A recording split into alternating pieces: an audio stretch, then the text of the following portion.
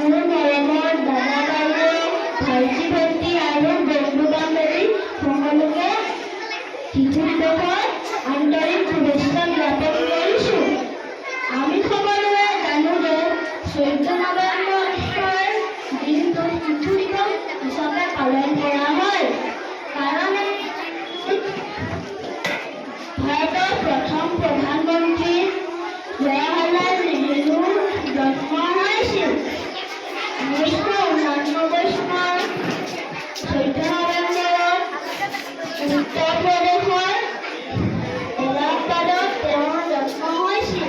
তেওঁৰ পিতৃৰ নাম আছিল মতিলাল নেহৰু আৰু মাতৃৰ নাম স্বৰূপা ৰাণী। তেখেত স্বভাৱতেই আছিল খুব প্ৰিয়। মোৰ দৰে এখন কোমল অন্তৰ হোৱা বাবে তেওঁ শিশুৰ লগত আগতে মিলিব পাৰিছিল।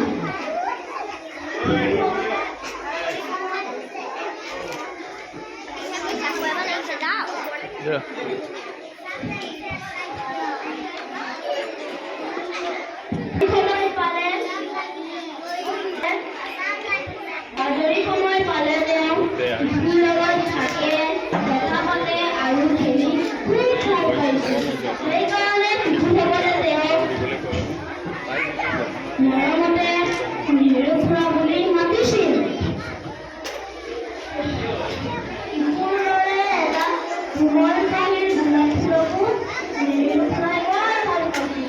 সেইকাৰণে সদায় তেওঁ নিজৰ বেগত এটা গোলাপ ফুলৰ পাহি ৰাখিছিল। পণ্ডিত নেহেৰু খুৰাই এদিন কৈছিল যে শিশুক গুণগত শিক্ষা প্ৰদান কৰা আৰু সুস্বাস্থ্যৰ ৰক্ষা কৰাটো প্ৰতিখন দেশৰ কৰ্তব্য। নেহেৰু খুৰাই আকৌ এদিন কৈছিল যে আজিৰ ল'ৰা ছোৱালীবোৰ কাইলৈৰ ভৱিষ্যত। 1964 চনৰ 27 মে'ৰ দিনা এই মহান ব্যক্তিৰ জন্মদিন সম্বোধন কৰে। নেহেৰু খুৰাই